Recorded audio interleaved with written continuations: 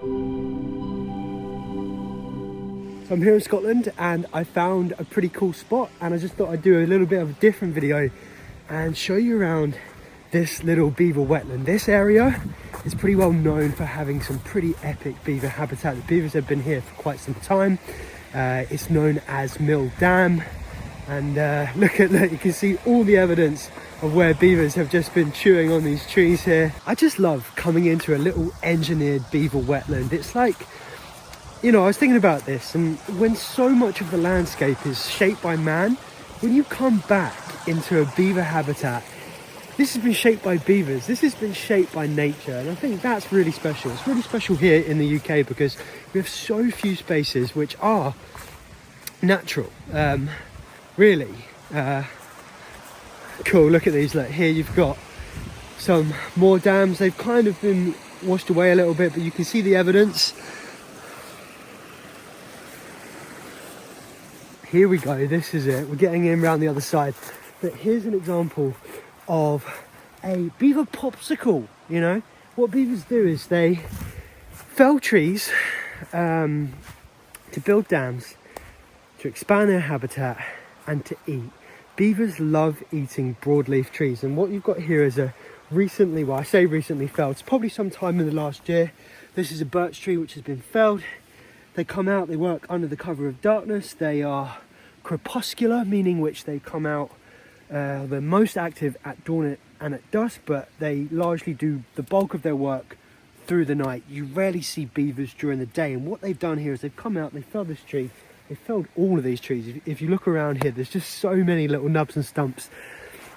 And yeah, I guess what they do is they strip the bark off it and they eat it.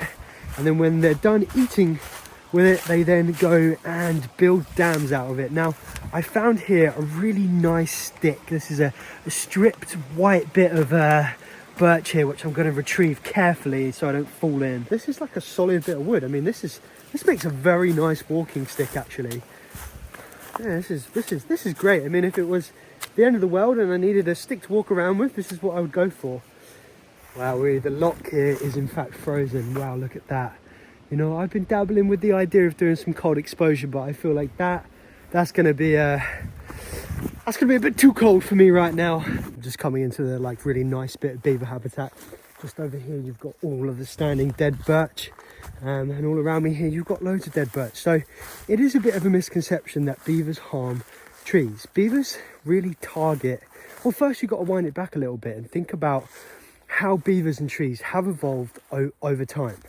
You know, it's been a very long relationship between the two, and a lot of trees such as willow and aspen, they respond really well to being cut and they spring back up. I mean, humans have been doing this for thousands of years through coppicing. So when a beaver fells a tree, it really is no different. Wow, I mean, look at this. Man, it would really suck to be a beaver on like a cold winter day. Just coming out, cold paws, like much harder wood. But here's a good example of what can happen to like a more substantial tree.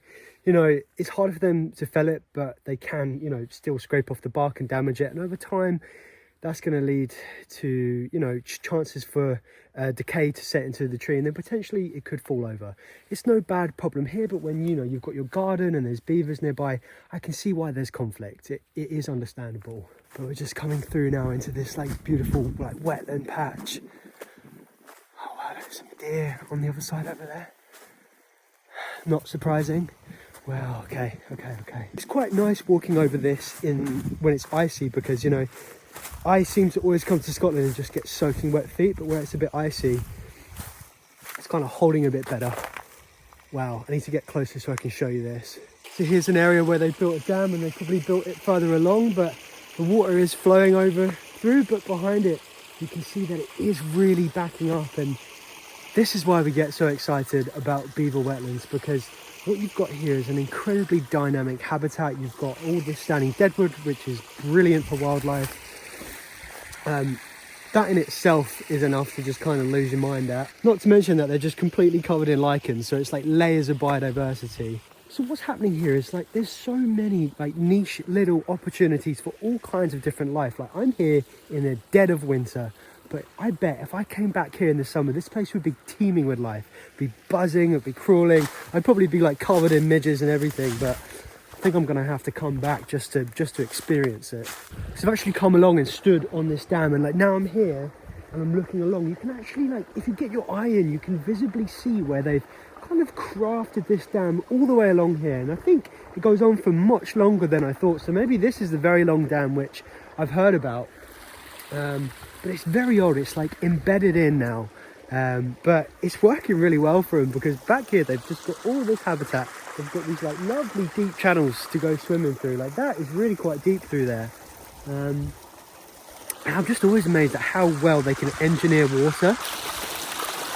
Doesn't taste too bad. I think over here there's like the makings of a beaver den. I don't know if they're in it, but we won't get too close just in case they are, but I'll try and get you some better shots on it. But this whole place is epic, you know? I mean, this is why they call them ecosystem engineers, because this wouldn't have been like this. These trees have all died because of the flooding, because of the water. You know, what's your thoughts on beavers? Do you think that they should return widespread to our landscapes? Do you feel as though that the beaver should return to your country? Maybe you're in Europe, maybe you're in North America, maybe you're in Australia. You know, the beaver might not be native to where you live, but would you like to see it come back? You know, I feel as though that the benefits of having beavers in our landscapes far outweigh the negatives. When you think about the negatives, what are they? You know, worst case, they're going to flood someone's garden. They're going to flood agricultural fields. You know, the worst thing that they'll do is flood an area that we don't want them to. And then all you have to do is just relocate those beavers to somewhere else, somewhere new. All across the UK, there is no end of rivers, there's no end of streams, there's no end of suitable places where beavers could be, but they aren't. Let's go and have a little look at this den here. I'm just going to creep over as well as I can creep, being a bit of an oaf. There's a bit of a hole there, there's a bit of a way in there, but I would imagine that their entry and their exit is under the water because it just makes them feel safer. Wow, look at this, it's just completely frozen over.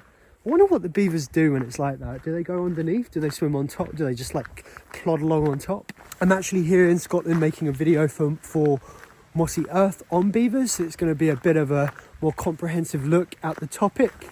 And it's largely stemming from a place where, you know, at Mossy Earth we have a whole host of rewilding projects which we run here in Scotland, but we haven't got a beaver reintroduction project, and it's something which we're very much interested in. So this video is kind of serving as like a, I don't know, just like the initial step in doing that. And if you're interested in becoming a member at Mossy Earth, where you can contribute to a whole host of different rewilding projects, and you can do that, you can become a member. I think it's a really great, fun, impactful way to feel like you're contributing to something good. I'll leave a link to that in the description. And, you know, if you've got this far in the video, leave the comment down below. Leave the word cashew, like the nut, just cashew, because that way I'll know that you're a real one that watches until the end. But in the meantime, thanks for watching. Live curious.